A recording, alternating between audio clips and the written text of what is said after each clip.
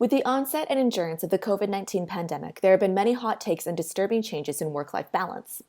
All over North America, at least, we've seen women drop out of the workforce at such an alarming rate that many experts are calling this pandemic-induced trend a she-cession.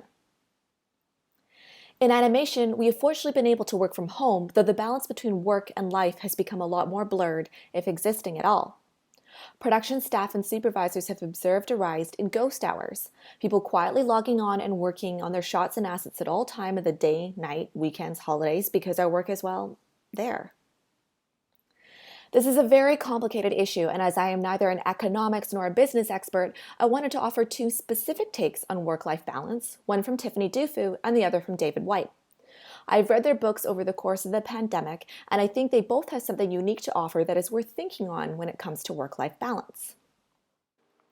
Tiffany Dufu offers some insightful observations in her book Drop the Ball and how we can support the advancement of women's careers in particular, observing, the challenge is that in order to get to one of those high-powered jobs, we have to go through a period of being middle managers without the privileges that a higher salary and autonomy at work provide.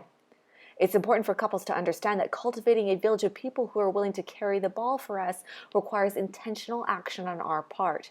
We have to ask for help and make our needs known. Once we do so, we may find the support comes to us from surprising sources.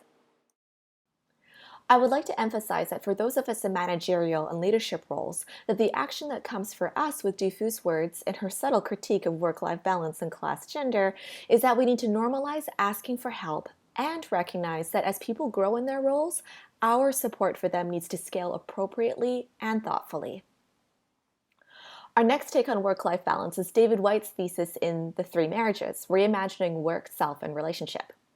Whyte's entire book posits that we have three marriages in our lives: to our work, to ourselves, and at some point or another, a major relationship. Whyte suggests that we throw the concept of work-life balance out the window entirely and replace it with the idea of putting these differing priorities in conversation with one another. A beautiful take, I think. Whyte says, we should give up the attempt to balance one marriage against another of, for instance, taking away from work to give more time to a partner or vice versa, and start thinking of each marriage conversing with, questioning, or emboldening the other two. Each of the three marriages is non-negotiable at its core. We can start to realign our understanding and our efforts away from trading and bartering parts of ourselves as if they were saleable commodities and move toward finding a central conversation that can hold all of these three marriages together.